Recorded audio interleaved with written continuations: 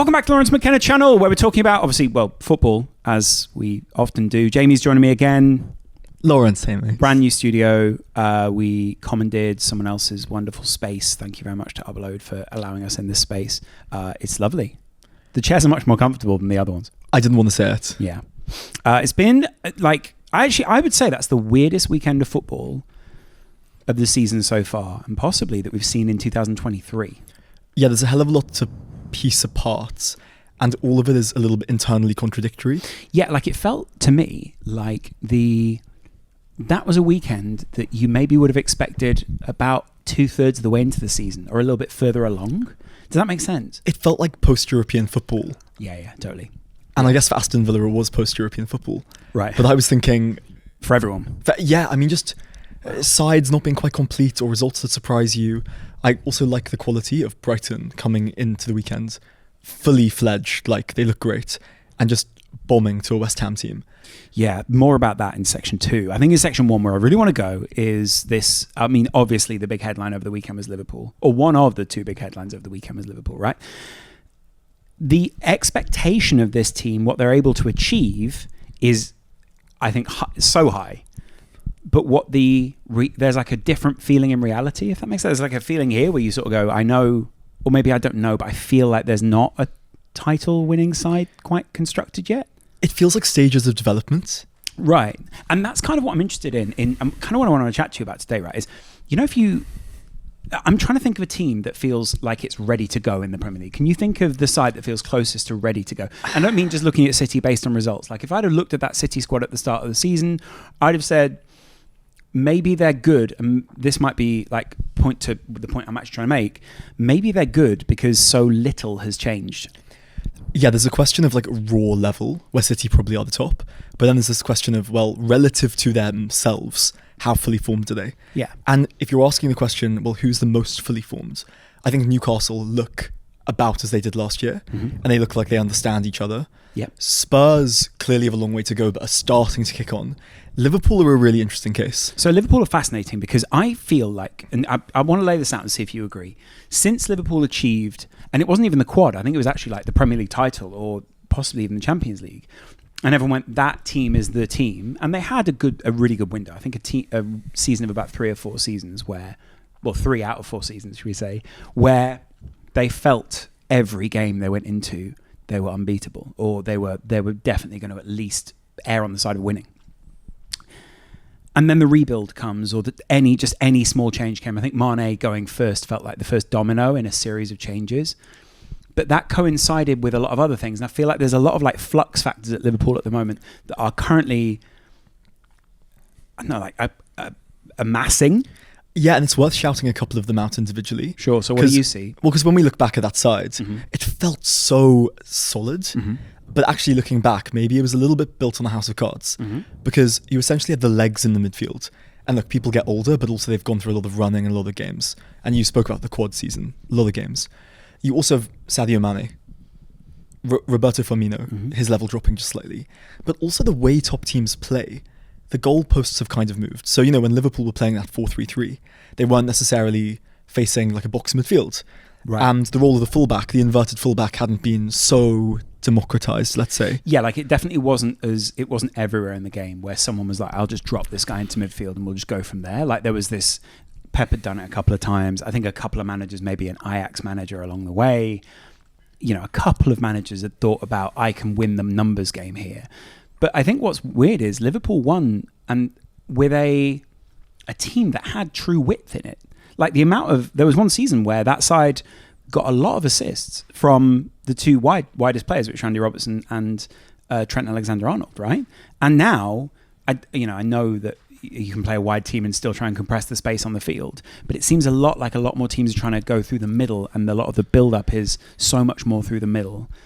And that really, I think what I'm coming back to here is that had a big impact on the Newcastle result at the weekend, because Liverpool understood the way that Newcastle were trying to use the space and essentially like match them up everywhere on the field, kind of playing the odds as to who was good and who was bad, and went, right, well, we just need to negate Tonali, Bruno Guimaraes, Callum Wilson when he came on, but actually we can kind of leave a couple of your defenders because Trippier is not going to get all that adventurous, and let's face it, like on the opposite side, Dan Burn's not going to do the same.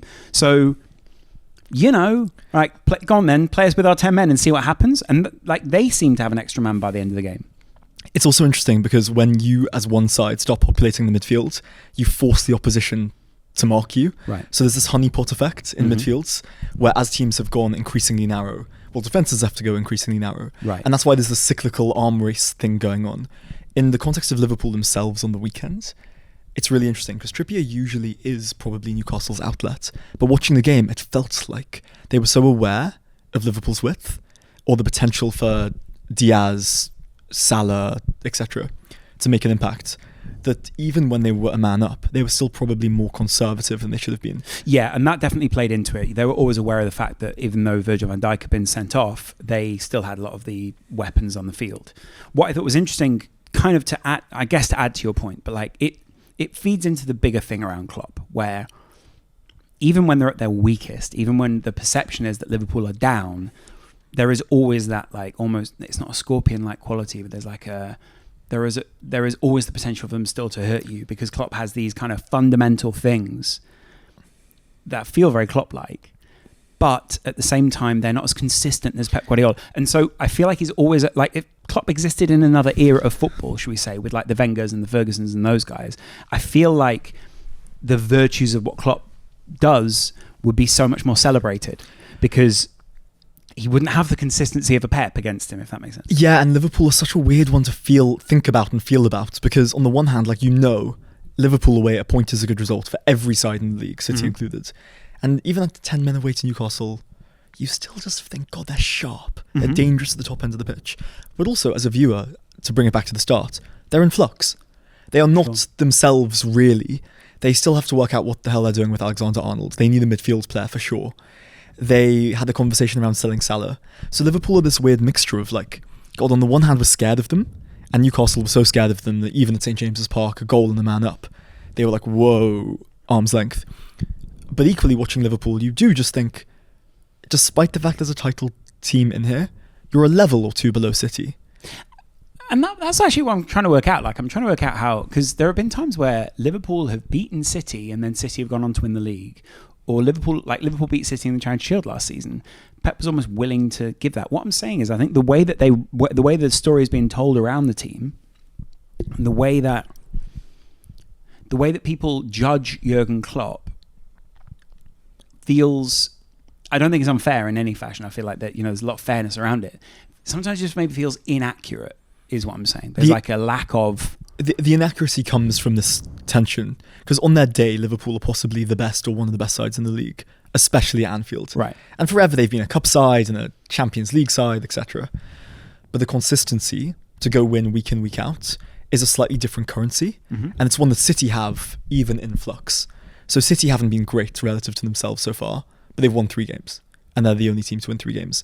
Liverpool don't have that. Liverpool can lose a game at home to Fulham, and it doesn't blow your mind that it happened, but nor does it blow your mind if they go to City and hammer them 3-1 or whatever it is. And that's inconsistent, and that level of inconsistency is maybe hard to quantify. But weirdly, that's what I'm trying to say is the Klopp seems defined a lot more by moments by a lot of people, and Pep seems a lot more defined. It feels like the moments are almost because there's a constant in Pep, the moments almost fade into everything else. The Champions League, I almost forget Man City Champions League and Premier League and FA Cup winners in one season. And you got to think, you got to ask the question, what's the nature, what are the building blocks behind consistency?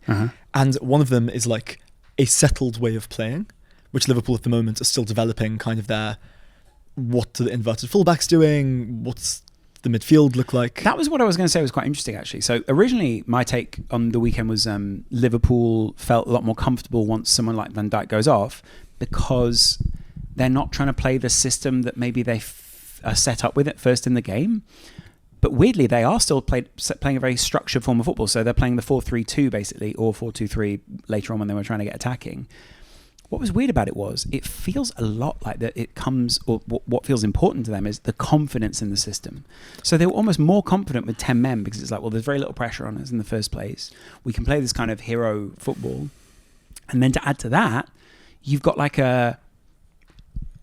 we know that we can counter. We know we're capable of this kind of football. We're not 100% sure that we're capable of what it is that Klopp is asking with 11v11. Wolves had this a couple of years ago when they went from their 3-5, their 3 at the back, and they decided to stop playing 4 at the back.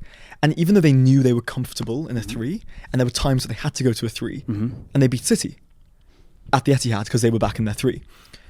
But there's a trade-off. Every time you want to do something more progressive or ambitious, you have a learning curve. And the problem with Liverpool is their learning curve is at St James's Park, or is against Chelsea at Stamford Bridge. And in that way, the fixture list hasn't been kind. Liverpool were always going to take 10 games, especially until they signed the midfield player, a CDM kind of thing, to adjust to the new football.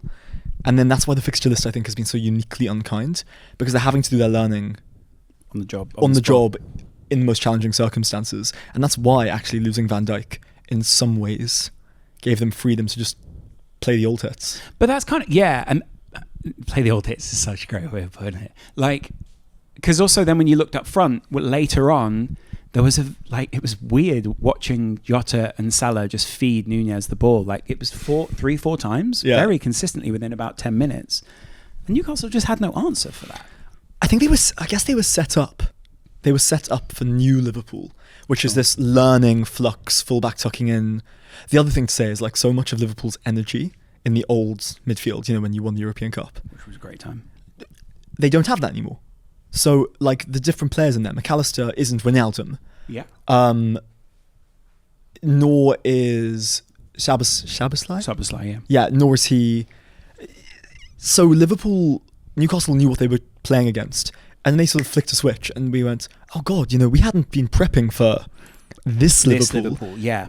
And I felt it's funny, like, you know, you sometimes see people like comfortable in their skin in one environment, and then you see them in another, and they're much less so. That was the experience of watching Liverpool on the weekend. Yeah, because Liverpool looked so much more comfortable in their...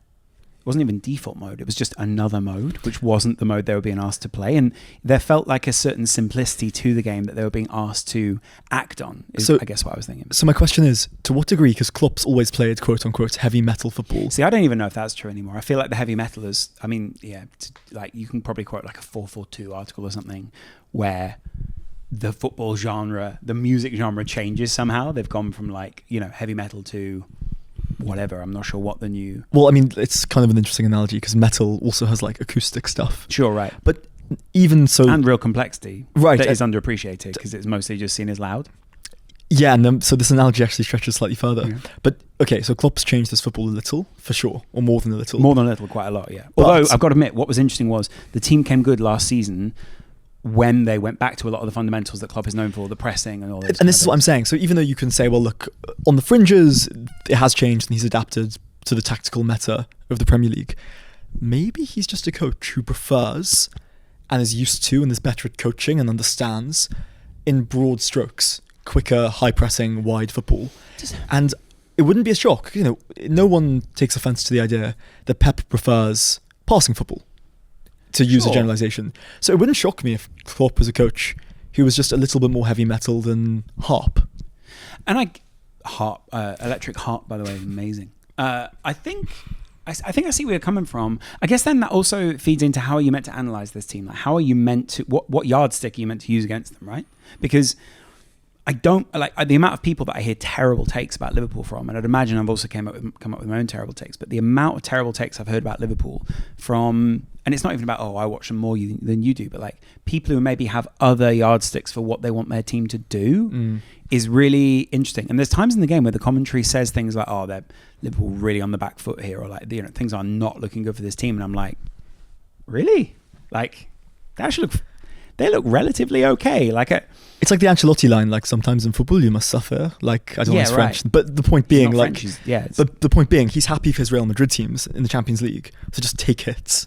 And the commentator goes, "Oof, Real Madrid's struggling," but then you look at the heart rate of Sergio Ramos, and it's probably like, very chilled out. Yeah, he's barely even moved. No, that's the point. And I think often with Klopp, especially when Liverpool are on the counter, and they do look happier on the counter, I will say, especially like when the counter can mean someone like Nunez runs in behind. Which, by the way, was so bizarre. Like, the amount of times that he got through, the fact that both goals were basically a carbon copy of the same run for him.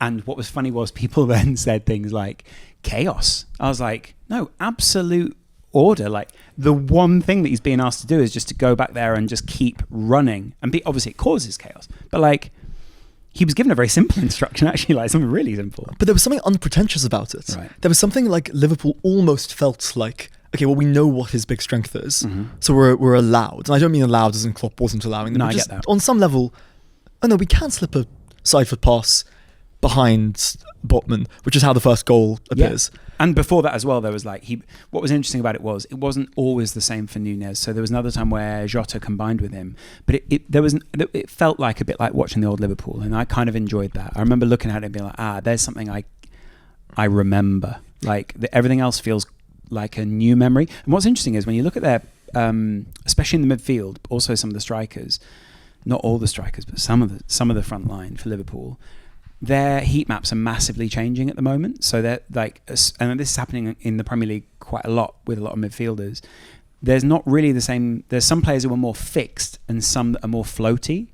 And Liverpool have got a lot more floaty players right now. And I feel like the way that I wanted to define it was Liverpool have got 3 floaty players and they were looking for that fixed piece that they can kind of float around. And maybe Endo is that, but I still feel like should be something else coming in. So then the question I have is, had Klopp had the Champions League winning team at his disposal today, so you have Wijnaldum at that age, Fabinho at that age, would he be going to something floatier? Is it the Premier League development that's forcing his hand, or is it the squad itself? So I think it's the football meta, and I think Klopp is obviously putting together a new squad. So that's the other element that runs. So there's a few narratives that run alongside it here. And I feel like it's very difficult to judge all of them together because first of all, you don't know what FSG's goals are. Sometimes I'm confused as to what Klopp's goal is because he never lays out, we're going to go for a title. But both Szoboszlai, Trent, and I may think Van Dijk have all said they want to finish A, above City, B, in the titles.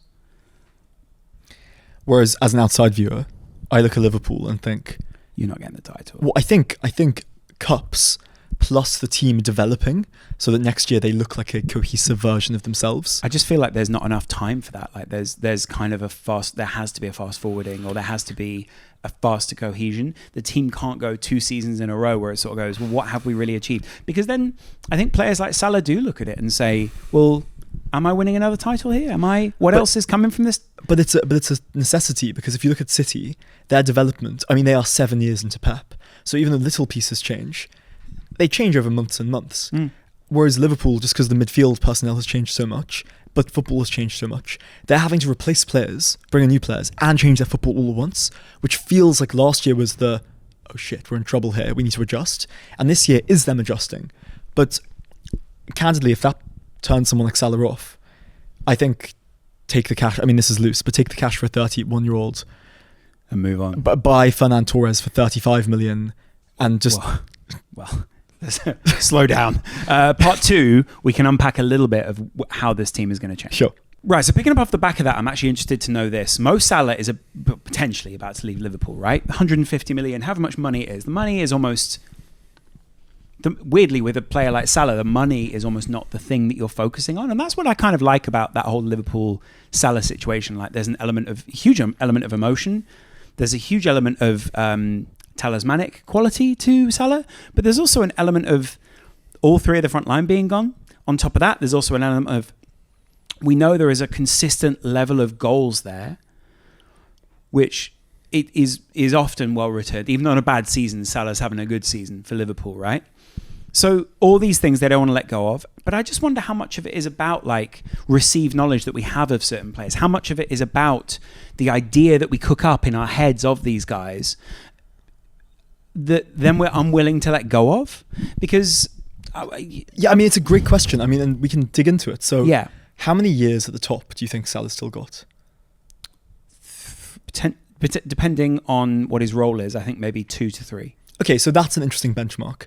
If you say he's got 2.5 years left at the top. And by the way, I don't think that means he's at the very top. I think like we're talking top, but there's like different stages to the top. So there's kind of a managed level of decline, I'd almost want to say. But I think he's also someone who looks after his body a lot and all that kind of thing. So there's no reason to think that anything's going to decline or drop off a cliff. Though I've got to say, I mean, after 30 wingers in general, it's hard to see an improvement, should we put it that way? Right. And also because of his very high level, obviously there's an element of the height of where he's achieved makes it hard for him to get to And also, if you look at his particular strengths, he's so quick and so direct. Which led to a lot of goals, right? Which led to a lot of goals. And it's not obvious that he could transfer into a deeper line. I mean, maybe he could, but it's not obvious he could transfer into a different type of player. He doesn't seem a million miles off the kind of player, though, that is good at shifting his weight and using that. I mean, I don't think he's fully pace. He's not he's not one of those purely pacey wingers. And he always had good feet, but I do wonder how much when your pace goes, whether the speed in your feet goes too. And I also just don't see him playing an advanced 8 role, for instance. I mean, also, I think if it came to him dropping into the middle, maybe like almost like Figo type sort of thing, I just think Liverpool have probably got stronger options there. Or they go, right now, we do need to move. So then the question is this. If you're giving him 2.5 years over a period of managed decline. By the way, not like a drop-off, but we're talking like, Yeah, a plateau. Oh, yeah. Plateau is, but plateauing, and then you're staying still, you're not moving forward. Exactly. Okay, so if that's 2.5 years, if you take the emotion out, and we'll bring the emotion back, don't worry. I've done this in one of my videos. How much is he worth, do you think? Well, to Liverpool. So what's interesting was a summer ago, he was worth 30 million because of where his contract was at. He's now signed a fresh new contract, and suddenly, Saudi...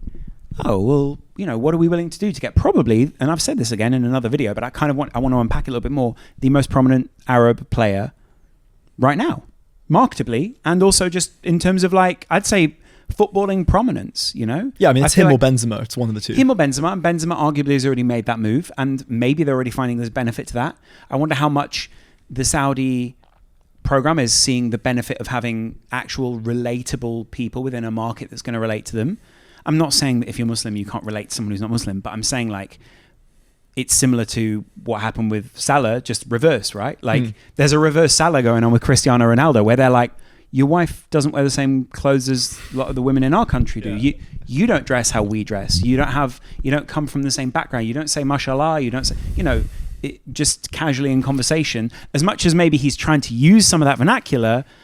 Whereas you'd imagine talking to Salah, there's a baseline, should we say, of cultural customs.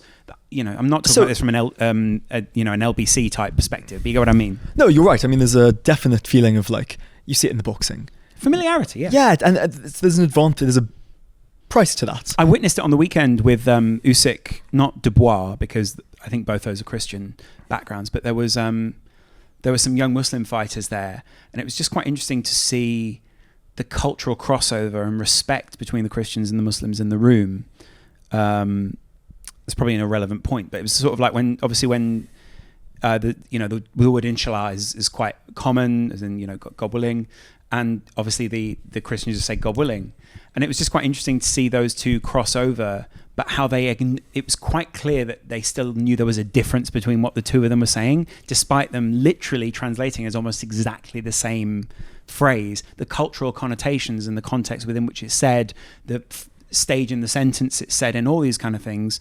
These are minor factors that I feel maybe we just don't acknowledge. It's almost a whole other conversation, but you get where I'm coming from with Salah. There's a lot to pay for there if you're a Saudi team that, if you're Standard Liège or Roma, you're not oh, this is a marketable Muslim asset for us. So Liverpool are going to be well, pay a premium for what you value. So if that's the case, and I think that definitely is the case, why is the conversation around Salah somewhere upwards of 150? Oh, well, because, first of all, his quality is very high in the first place. I think there's a lot of players who have gone over there and... they aren't as good as Salah, basically. They are good, but they're, if they're performing this well, I don't know, it feels a little bit I'm not sure why they value Salah at 100. I think they value Salah partly down to a social cues kind of. Is it there's a social precedent that if you want the premium, you pay the premium. But I'm just trying to work out why they've placed that premium on Salah. But maybe do you think? And I'm wondering if because of the market they're creating for themselves, and because of the how can I put this? Okay, the market that is created by Saudi was obviously a slightly artificially inflated market anyway. I don't think Liverpool were ever going to get 40 million for Fabinho from anyone in Europe. I don't think they were expecting to sell Henderson, so I don't know what his value was. But I wouldn't have imagined that if Liverpool were looking to offload Henderson, which I'm not saying they were, then they would have gotten much more than they got from Saudi. And that, at best, I think when they're pushing it, I think what the Saudis are kind of finding is maybe they've found out with the Ronaldo thing and the Neymar thing now they've kind of come to actually we needed Salah. Does that make sense? Well, Salah's a more obvious choice in some ways. It's obviously he's Egyptian. Yeah. He's also a better player than Neymar and Ronaldo at the stage of their careers. Sure, I mean Ronaldo's about 6 years ahead of him, but I get your point. And Neymar feels like used goods or something. Yeah, Neymar feels like he ceased to be a football. But anyway, the point is still a footballer. But 150 million for Salah, to me as an outsider, and I don't have the emotional connotations of Salah in that front three, I snap your hand off. So I go buy Camavinga. So that's what I was trying to work out, is why aren't Liverpool, if that's offered, is it because of the short nature of the amount of time they'd have to respend it? I have this outside theory that is it very convenient that days before Liverpool play a team that are loosely linked to Saudi Arabia, another rumour comes out about the Saudis being interested in Liverpool's star player that may score some goals? In like a disruptive, intentionally I don't know, but I'm just thinking out loud. And like, Liverpool aren't really well covered enough to lose Salah, but they're well covered enough that you could buy someone on the relative cheap and then spend 100 million next year on the midfield player you really want. And when you say it like that, I just think... So there's like this like received knowledge that maybe Liverpool always knew Salah was this Salah. I don't think they did. No, come on. Klopp didn't think he was this level of Salah. I mean, sure, it's great that we've got it and like he's coached it out of him, and sure, that's fantastic. You wouldn't have been the only ones in for him. Not that you were exactly, but he wouldn't have gone to Liverpool at the time. Yeah, wouldn't have. Yeah, he wouldn't have gone to Liverpool at that point if he was what we know him to be now. Same for Mane to an extent. He'd have gone to Real Madrid. He'd have gone to Real Madrid, or PSG or something like that, right? So here's my question: if you were Jurgen Klopp or FSG, and the bid comes 150 million pounds, I think it depends who you got lined up. Okay, let's say it's Ferran Torres on loan with an obligation to buy next year. Nothing exciting hugely, but you got 150 million quid. I don't feel like I'd do it for Ferran. Okay. I would maybe want a minimum of a Sane. I'd maybe want a minimum of... Someone hung out the name João Felix, but I just don't feel like that's the solve for me. Also... Not out Salah, on the right, at least. Here's the thing. Yeah, so it comes down to this thing again that I feel surrounds Liverpool all the time. And to an extent, it's what people do to like... You know, the big and most prominent people... They almost take what is the best of them and they take their very peak and then they compare them to that almost very consistently. And if they drop anything below that, then the only feeling is disappointment, because that's like it becomes a bit of a psychological exercise in let's try and find an element of disappointment within this Liverpool team. Let's find where they've dropped off. Can they get worse? Like every point that Liverpool reached, which was higher and higher and higher until the quad, it was like, oh, this team's not going to perform again at this level. What I wonder is, we think of certain elements of this Liverpool team as so fixed, we're unable to like actually analyze the team at this point or analyze them with any level of... Because we're seeing them through the lens, essentially. Of 2019.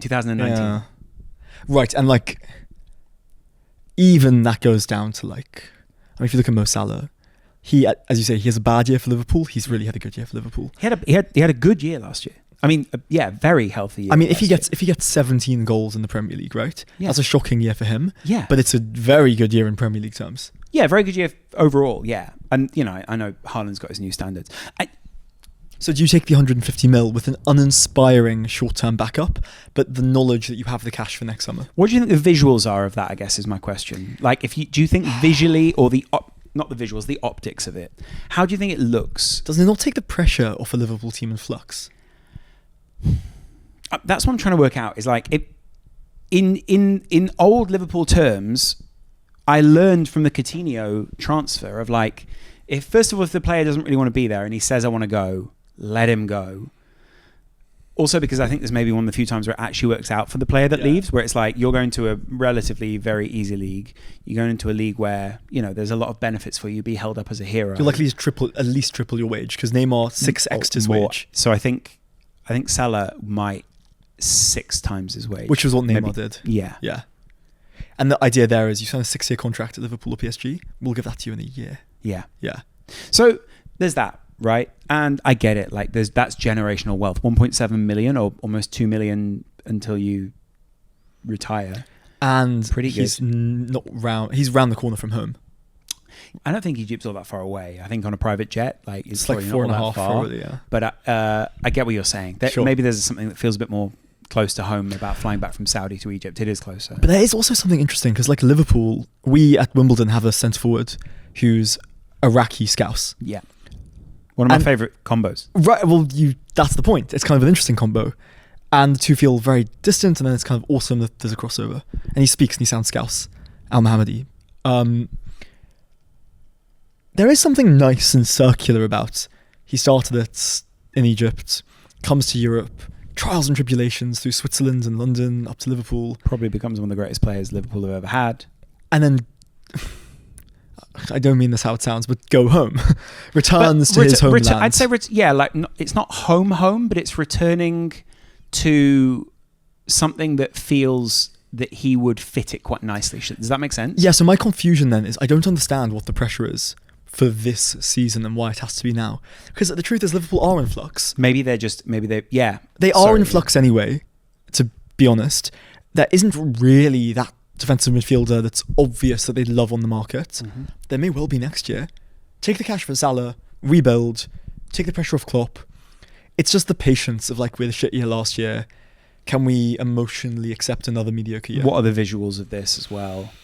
I mean, I kind of feel like also they re-signed him to a contract. I mean, part of me wonder whether they re-signed him to a contract because they knew there might be another big offer coming in. Look, the game theory of signing him to a contract means you sign him for a contract regardless. Yeah. You know what I mean? Like, but that's what I'm saying. Yeah. Is that there's all of these kind of like, oh, we know how you operate, therefore we know that you do this. I'm not really sure that we do know how Liverpool operate right now. Do you think it would be I'm not sure we know who pulls the strings in the way that we think we do. Read the optics. Do you think it signals like a throwing in the towel of this season? I think unless you replace him, it would feel that way. And I wonder if because there are already some questions around Liverpool's incomings, that it would just feel like maybe if they'd had a stronger summer in terms of incomings, and there have been, I mean, Szoboszlai could play the right wing, but I think it'd be a bit of a waste of him in this current system. And that's kind of the second point I wanted to make on this, and I think it's an interesting point to make. Yeah, we can make it now. There are a lot of players at Liverpool who have signed for Liverpool and adapted their game quite significantly, actually. Not all of them, but some, to play how they play now. Roberto Firmino, he was very good. I think it's so easy now to make a documentary and go, he's always had all these qualities. Sure. Mane signed, played right wing, left wing, striker at different points in his Liverpool career. Jordan Henderson signed. I don't think Jordan Henderson was this player when he first came to Liverpool. Henderson was thought of as like a defensive midfielder. Yeah, and like a box to box, but not like progressed. A right. Yeah. Yeah. Salah, I don't think when we signed Salah, I mean, I remember Mina Rizuki on 5 Live basically saying, I think you are getting a 10-goal a season player. Triplet. Minimum. Yeah. And then some. Like, that's just goals that we're talking about in terms of what he contributes. Like, assists, just combo play. Do you buy at all this idea that he was a systems merchant? Like, not totally, he's very talented, but to what degree did his success at Liverpool, do you think, reflect Klopp's system? I mean, there are a lot of Salah goals where it's not the system that's got him that. Mm. Like that, the famous one is the Chelsea goal where he sort of unleashes that rocket. Yeah. I don't think you score that many. I mean, maybe that's partly it. Is like, yeah, you do score that many goals because of the system. But there's a lot of like really instinctive moments where he's just tapped a ball in, or he's sort of done something that feels closer to instinctive football than anything else. And I think Klopp relies on you having an instinct that you can hone. I think a lot of people think the system takes away from all of the individual brilliance. Partly Klopp. Why would Liverpool, if that's the case, and this is partly, you've asked the right question there, why would you then spend all the money on Szoboszlai? Why would you spend all the money on McAllister? Why would you go after Bellingham for all that time if it is just, it's just the system? That doesn't work. Why would you buy Van Dijk if it's just the system? Especially because systems are usually to get the ball into the final third. Right. You know, Guardiola had this thing where you had to stay on the touchline as a winger until the final third. Yeah. And then you could come in. Yeah. But it's kind of like we will systematize the progression of the ball. Right. And then, okay, that's answered my question. And to an extent, like, I think, you can look at the progress of other sides. There are a lot of sides in flux at the moment in the Premier League. Eddie Howe and Newcastle are in flux, though maybe their progress isn't as fast. Like Liverpool, I think, tried to hyperspeed their changed because they knew they had to continue to challenge. Eddie Howe is adapting, and the Newcastle also have an easier system to play. So like you require less of... It's easier to learn how to play defensively than it is offensively. And that's true sort of across sports. So like, you know, the low-hanging fruit is organisation. And Eddie Howe, I'm not being reductive here about him, but Liverpool are trying to be very expansive in a way that's harder and slower and more specialised. And whilst becoming more expansive, becoming more adaptable. And I think what I found interesting about Liverpool going down to 10 men in 2 games now, one of which correctly, one of which incorrectly, is that in both those games, you've seen how well those players understand that system and how well they understand their role within that to then achieve obviously a win. So, but what I mean by that is like, you know, Jota came on for, you know, yesterday or whatever day it was, wasn't yesterday, but like on the weekend, and played a different role to the role that he played to Liverpool last season. And Salah played a more narrow role in the second half, and Szoboszlai played a different role to the 3 roles that we defined for him when he first came into the Premier League, where it was like right wing, left wing, that middle bit. Like he's playing a lot more defensively. McAllister equally, you know, Endo, I think probably we can know what we can expect from him. Andy Robertson's being asked to change. Trent's being asked to change. Matip has been asked to change. Konate's been asked to change. Van Dijk is being asked to change, and I think that's partly where the struggle comes from, right? And that's maybe, to finish this up, maybe one of the reasons as an outsider. I think if you're not going to finish in the European places anyway, and I'm not saying that you won't, but if that's kind of the internal consensus, like, Christ, Spurs look good, Chelsea look good, United, City, Arsenal, maybe it makes sense to manage the optics. Sure. Say, oh God, Carvalho's really good, or Harvey Elliott's really good, and just take the cash.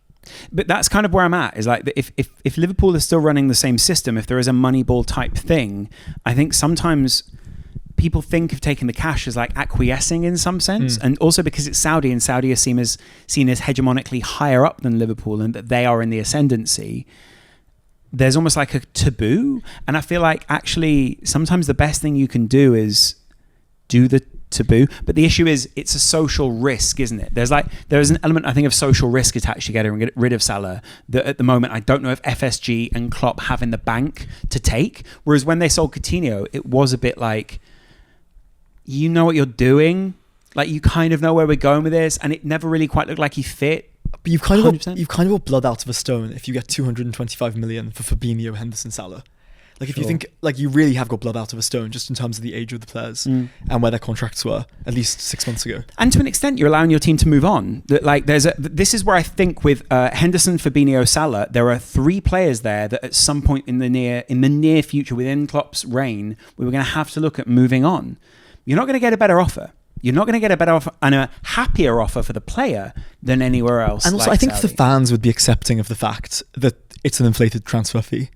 And it's a great opportunity to essentially, because, you know, you can either take the pain now of the optics and a weakened side and being in flux, but have the cash, or you have the pain of in 2 years' time replacing Henderson, Fabinho and Salah without the cash.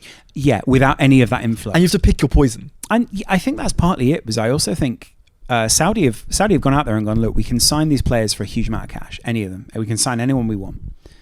And that's great, right? Because we can convince the player to come in for a massive wage. Therefore, we can reduce the transfer fee because the player's going to push to come. But what's interesting is I think they're partly offering the money for Salah because his standing in the, should we say, the Arab world. I think that sounds quite reductive of people in one region, but because of his reputation, it's the same as saying, like, you know, Ronaldo's famous in Europe. Yeah, sure. It's true, right? And also because they are buying a bit of the glow of Liverpool when they take him. They're going, that's the guy who won X, Y, Z with Liverpool. That's what we're getting. And you're right to say that those factors drive the price up. Like, you know, it's all that perceived value. Yeah. And it's like a sort of a naff point. But if you look at high art, the price is so high because the perceived value of the piece is so high. Yeah, because everyone wants that. And that's actually not dissimilar to Fabinho. I mean, Fabinho, you wouldn't have got the cash for from Lyon. Yeah. You would have got 20 mil for Fabinho if you wanted him and anywhere else on the continent. If you sold Firmino to Galatasaray, you're selling him for like 12 million. Yeah. You know, and maybe a loan or something. And, you know, obviously it depends what market you go to. And at the moment, going to Saudi is money. The closer you are to Liverpool emotionally, I think the harder it is to take the pain, both in terms of another bad season, in terms of is the money going to be reinvested, in terms of losing Salah. And the bigger distance you have, the more you're able to look at it with what seems like a level of objectivity and go, oh, dude, what's the rush? Just take a bad year, take the pain and take the cash. I guess to finish the conversation, he is the most, he's probably one of the first names on the team sheet. And that is part of the issue for Liverpool. It's very rare that A, Salah misses a game, B, he isn't contributing something to the game. There was a weird period where he was like, when Liverpool were trying to change their formation, he was too wide or he was too tight or he just wasn't involved in the overall play. And I think that was partly when they were changing the system. And I think a few of the senior players were annoyed or their noses were put out. Sure. I just wonder if sometimes you go, yeah, like you've done really well here. Maybe it is time to... And there was just this satisfying thing of, how much did you buy Salah for? Yeah, 30, 35. Okay, so then to get the 150, 40. Having got 7 years of service or whatever it is, it feels very difficult from the outside to turn your nose up. And it's all this kind of, I think it's this quantifiable, unquantifiable type thing. I think if it was any other team and it didn't feel like there was some transfer taboos or there was like an element of nervousness around it, I think you probably see City sell. I think you might see Arsenal sell. I think you might see United sell. I think you see a lot of other big teams go, yeah, it's time to move on. Well, you mentioned the transfer window being weak in some ways, or had it been stronger, sure, Liverpool would have had credit. I mean, City got rid of Mahrez, no one blinked. Why? Beyond just having strong squads, they've had the recent success in the bank. And it's funny how success, at least in the form of a treble, buys you decision making. It buys you the ability to say, well, I don't fancy letting you run your contract down. We want the 35 mil. Yeah, there's a play, essentially, and like a visuals play that I think maybe we're just not acknowledging. Yeah, and I think it's a painful decision to let Salah go and not properly replace him. But if I'm speaking as an outsider, and I whisper this, I think it's 150 mil. Take the pain now. I think Liverpool can still get a replacement. Yeah, I mean, I think then it's a no-brainer. I mean, if you can get Sané for half that money, if you spend 150, get 150 for Salah, and convince Bayern that you don't have 150 million in the bank. Yeah. Then I think it's an absolute no-brainer. Let's actually start the final segment then by just talking a little bit about how Liverpool players do adapt and which Liverpool players, I guess, like we know and we don't. Nunez must be the most fascinating one of them all. Massive signing in recent years. Someone who I think came in and a lot of people were like, oh, he's going to hit the ground, like he's just going to be in, and because Haaland will come in and do the same and blow the league up, the narrative was that he would also do the same and like that he'd be using all the games. And if anything, he's actually been using the impact player for Liverpool way more consistently, though they did start quite a bit with him when Firmino was injured last season. It's interesting now to see that people are like, oh yeah, Nunez is top class, whereas maybe even 2 or 3 days ago before he scored those 2 goals, they were like, yeah, we don't really know where he fits in the squad, blah, blah, blah. It's like, and until we see Klopp's vision for the players, how can we judge whether they're a good or a bad signing? Nunez did himself a huge disservice by finishing so well against Liverpool in the European Cup. Right. Because everyone looked at him and thought, he is a polished finisher. Yeah. He's never been that. What he's been essentially is clearly raw talent. Yeah. Despite having erratic finishing, he's actually a very natural finisher in moments. And that will just continue to develop. He's raw as they come. With that said, that was quite polished what he did the other day. Yeah, well, that's what I mean. He's a raw, natural finisher. Like the fully formed version of him is very natural. There's just a little bit on his first touch. There's just a little bit on the consistency of the finishing. I find that interesting because like the same when Liverpool signed Jota, everyone was literally like, he's like 3rd choice at Wolves. I mean, Salah, again, the same. Mane was very much top choice. Firmino was like a Hoffenheim player from the Bundesliga. A midfield player, by the way, too, like an attacking mid. Much more attacking-y, and I think Liverpool had a very defined role for him. This redefinition of roles is something that I think Klopp maybe doesn't get enough credit for within his career. It's also worth just pointing out the difference between someone like Nunez or Jota. Jota, okay, he was 3rd choice at Wolves, but he was also kind of ready. Like, he was a fully formed footballer, whereas Nunez, his ceiling is higher than Jota because he's younger. He's younger. He's got more raw elements visually. He also had more defined elements, I think, or more elements where people were like, "Oh, I think this is what you do." Yeah, whereas Jota, he suffers in terms of perception because of how well-rounded he is. And also, I guess, because you never quite feel he is one thing or the other, or he's not quite the striker, he's not quite the winger. He's actually he's a hybrid player, essentially, not because of Klopp. I think there are players who are asked to do very specific roles, and he does that very, very well. So the question around adaptability is interesting, because I go automatically to Alexander-Arnold, because he seems someone who is kind of actually crying out, wants an adapted role to the one he's been playing in the last couple of years. So he really was a right back who was very well protected by that midfield three. By Henderson. Backed up very. I'm not even sure it was protected well. I think he was backed up by Henderson. So very often you'd find just players that were capable of covering that side. Yeah, and also Liverpool had more of the ball and he was getting it higher up.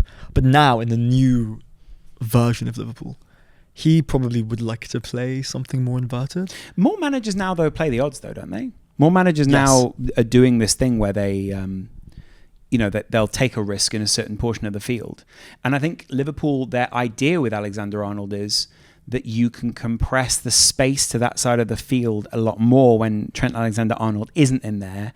And essentially, Konate's got enough range, or whoever is the centre-back, to contain the player there until there's cover or whatever it is. I love the idea of Konate just being given more responsibility. Sure. And let's play the odds. Let's give it to Alexander-Arnold. Let's create an overload. Let's have him in the middle of the block and trust Konate. I think that's an unbelievably exciting way. I guess, though, they've just been exploited so far. So there's kind of this, while Klopp is experimenting and changing people's positions and finding out where they are comfortable or uncomfortable or what they're capable or not capable of. I guess what I'm saying is, do we really know what Klopp has in store for this side? Can you really judge that? Szoboszlai, obviously very inspired signing, great. McAllister, I think that's a really inspired signing. Who do you think isn't adaptable in that side? Who do you look at it and go, maybe Virgil van Dijk, but even then, yeah, I mean, Van Dijk it almost feels disingenuous to bring up. Yeah. Because of how good he's been. And because I think that as being a linchpin for any side, almost knowing where you sit or don't sit and having some fixed elements, like I said, helps the floaty players. Yeah, entirely. But it is worth saying, post-injury, and I'm not necessarily saying it's because of the injury, he hasn't been quite the same level. I think the role also that he's been asked to play has changed for Liverpool. So I see him very confident in the role that he also used to play. There's a few times where they kind of, again, he gets to play the classics or whatever. I think, him heading the ball away, very consistent at that. Him winning aerial duels, very consistent with that. Sometimes him even closing players down, very consistent with that. I just feel like what he's been asked to do and what's changed to his right has changed. And so there's a lot more difference now in what he's being asked to do. Yeah, it's worth saying the knock-on effect. If Alexander-Arnold is playing midfield, inverted fullback, Konate's coming across. Yeah. Well, now Van Dijk possibly has two to worry about. Yeah. Rather than one. And maybe not so much support from Robertson on that side. Robertson maybe is the one that's also at the moment in question at Liverpool. But actually, there's been a lot of criticism for him. I'm trying to think of someone that could play that role better. What's the argument against Robertson? I guess just that he's not a left-sided centre back, and people seem to think, this is the role that needs to be there. This player needs the shape of player is different to Robertson in that position because Robertson's so pushed on, all those kind of things. I just feel like we haven't learned maybe our lesson in analysing players. When we looked at Trent, people are making the same analysis of Robertson on that side and not just going, he's not being asked to do that.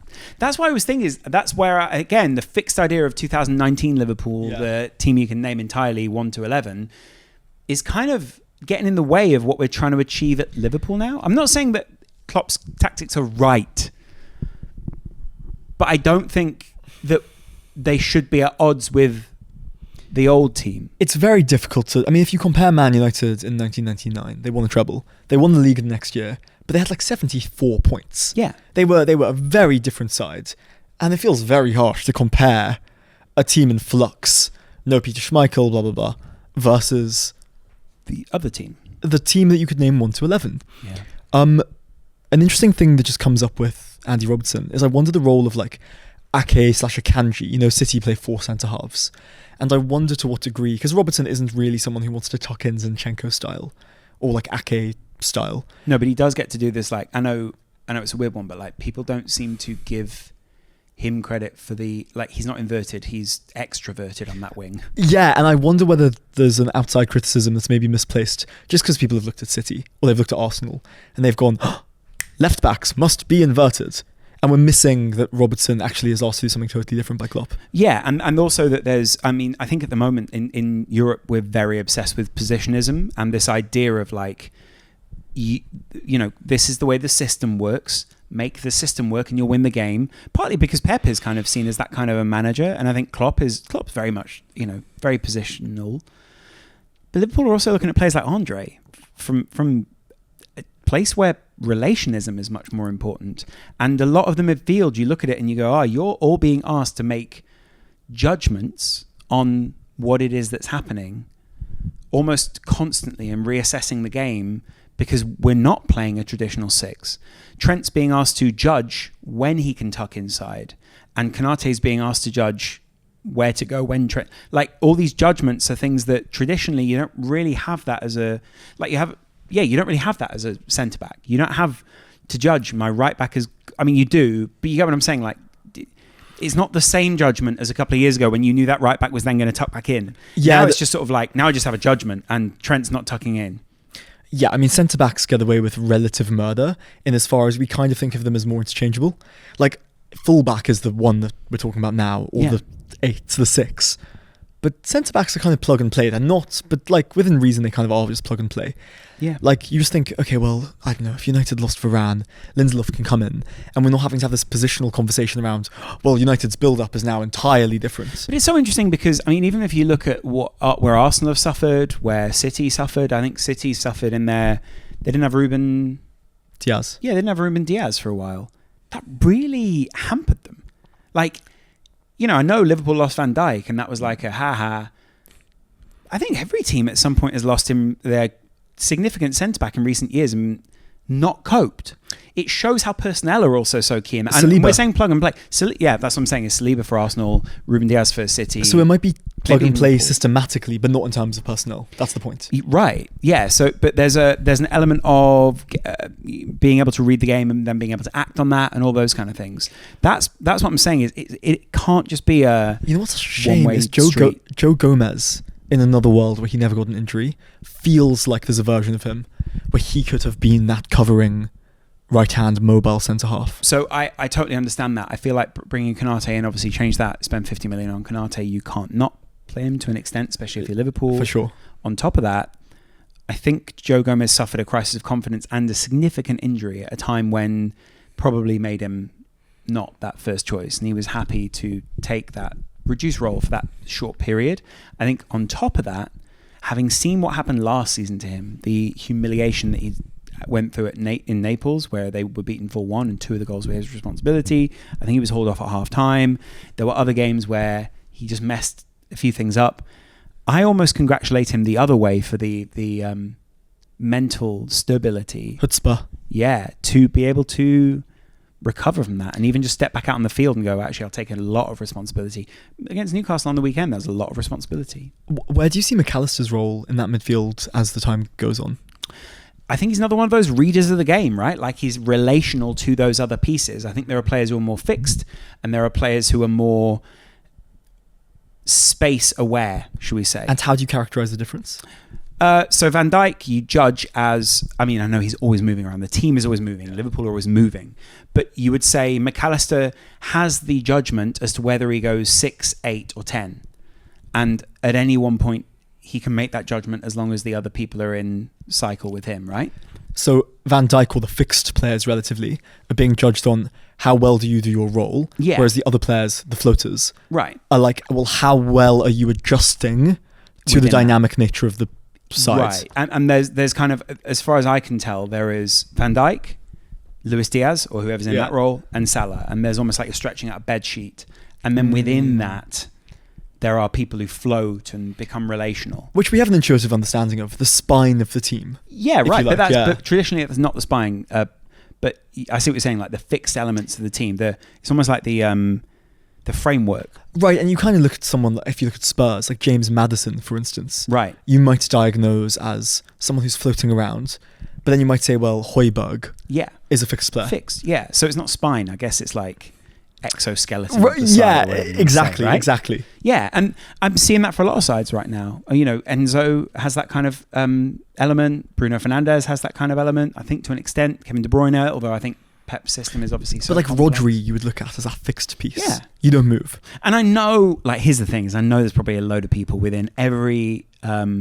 if backroom staff watch this, which I'm not saying they do, they go, no, that's not how we're playing it at all. You don't know anything about this. But when I'm watching the game, that's what that's telling me, right? There's also this, like, okay, if you look at that criticism and you look at City's backroom staff might say, no, Rodri is moving around as the pivot the whole time. Right. But there's just it's about degree of analysis. Because Bernardo Silva or Phil Foden, I mean, you don't know whether they're going to play on the right wing, whether they're going to play at advanced 8. Yeah. And you can also make, like, you know, judgment calls within a game. You know, I'm sure part of it is Salah is told to inhabit this rough area. It doesn't mean that he's always inverted. It doesn't mean he's always exverted, whatever it is, you know? So then, do you see McAllister playing deeper than Szoboszlai? So Szoboszlai. I think, yes. Although what I do see with Szoboszlai is he's very happy to cover a lot more ground. If you look at his heat maps, he's very... he's much more like, I'm going to try and get involved in as many different places as possible and be more of a like around the corner kind of guy, or like a hook up here and there and there. Well, if we're talking about Liverpool's midfield and adaptability, it sounds like they might have too many floaters and they're still looking for that stable player. I wonder if also, though, the floating element or the almost... I feel like is there like an... I guess as far as I can tell, there's like an imaginary baton that gets passed between them. So they go, you're not floating right now. I'm floating. You're not floating right now. You're floating. And there is an element of an understanding of also stages of play. So when that team has this, that triggers this. And that's what I feel maybe was underestimated. And what was... I want to talk about this on a future podcast because the NFL season is starting and soon. I'm a massive NFL fan, obviously. And I'm sure there are people in the audience as well. A lot of these are plays. And I feel like in football, because the clock doesn't stop and because there is no stoppage, we don't think of it in terms of stages in that same way. Every now and again you do, once the clock stopped and once there is a fixed point in time. So a corner, a free kick, a kick-off, a goal kick.